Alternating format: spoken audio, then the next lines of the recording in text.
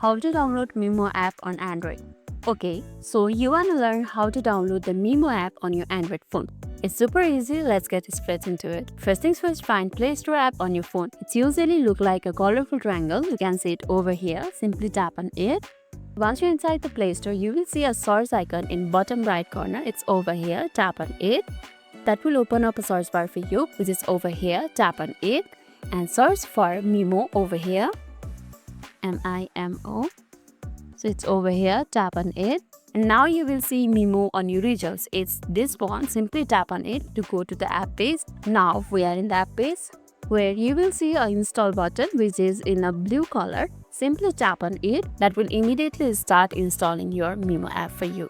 Once it's done, the install button will change to open. You can see open over here. Tap on open and you can start your Mimo journey from here.